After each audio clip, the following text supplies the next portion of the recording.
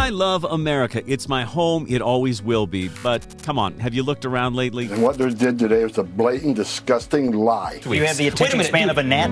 Everything is expensive. Politics is a blood sport. So over it. Traffic is worse. People seem angrier. We're working more, paying more, enjoying it less. And apparently I'm not the only American who occasionally opens Google and types best countries to move to. It's a thing. There are entire social media accounts devoted to getting the heck out of America.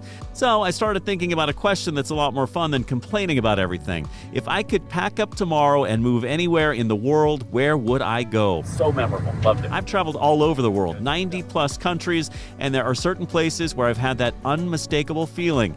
I could live here. Not just vacation here, not just spend a week here, live here. So let's count them down. And let me know if you agree. We are showing you the top 5 places outside America that I would move to today in this episode of Window Seat. And number 1 might surprise you.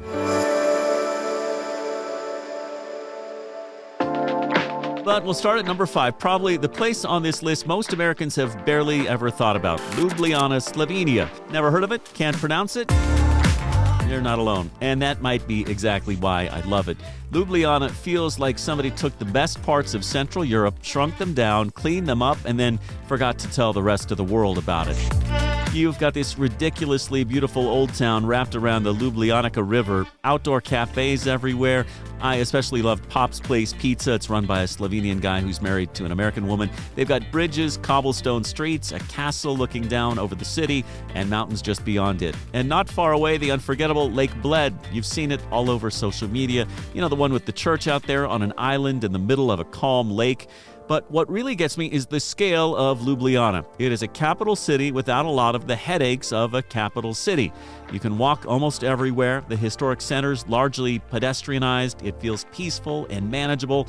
And Slovenia itself is spectacular. You got the Julian Alps, you've got the Adriatic coast, Italy's right next door, Austria is right there, Croatia's right there, all of it within a short drive. For an American who dreams about living in Europe but does not necessarily want the expense or intensity of Paris or London or Amsterdam, Ljubljana is fascinating. The downside? It's small, really small compared with cities Americans are used to, and learning some Slovenian would certainly help if you were actually building a life here. But every time I visit places like this, I think the same thing. Why are we all fighting traffic back home when a place like this exists? All right, number 4 on the list might almost seem tired because so many people are constantly talking about how great it is.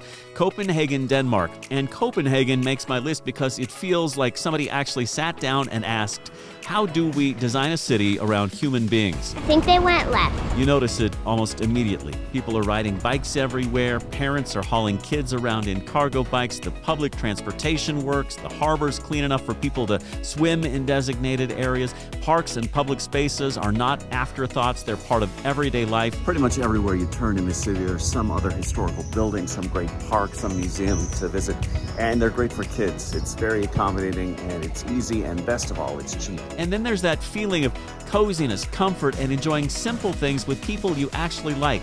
They do it here a lot, and maybe that's why I find Copenhagen so appealing. It feels like a place where life doesn't have to be constantly turned up to 11.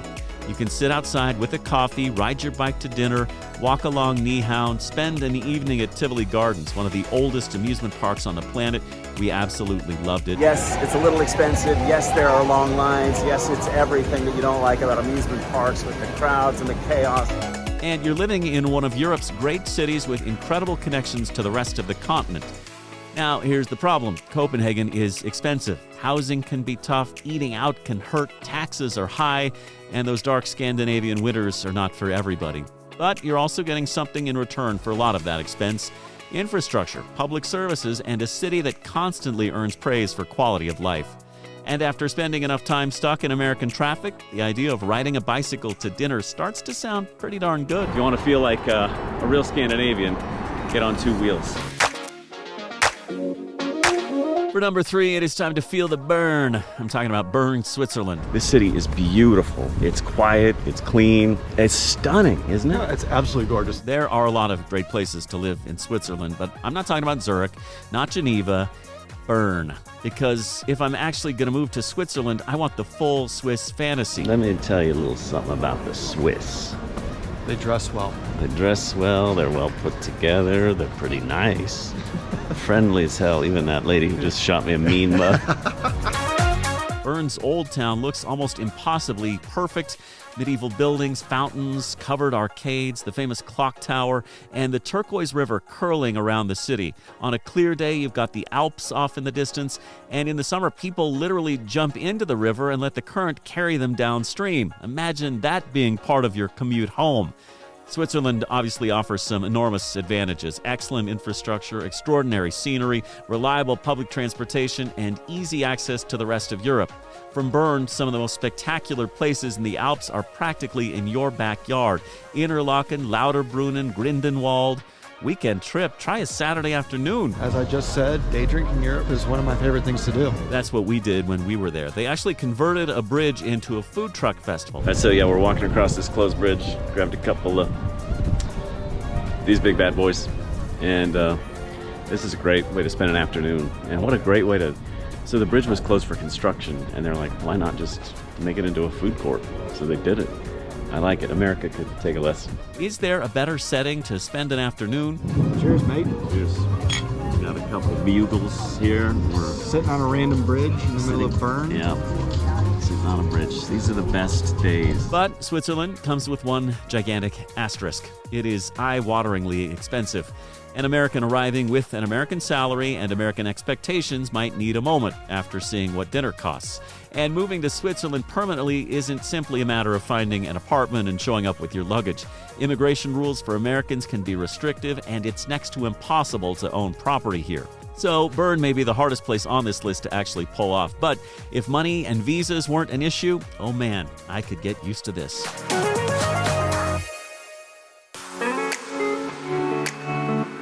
For number 2, we're traveling to South America and the tiny country of Uruguay.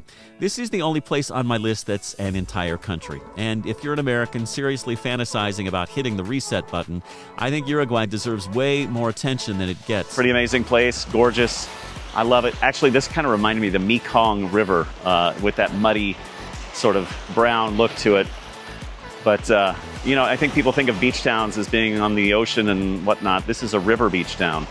And they live it up just like they're in Saint-Tropez. It's pretty beautiful. We did a whole video on why so many Americans are moving to Uruguay, and we'll put a link to that in the upper right corner and in the description below. It sits between Brazil and Argentina, and somehow this little country of only a few million people tends to fly completely under the radar.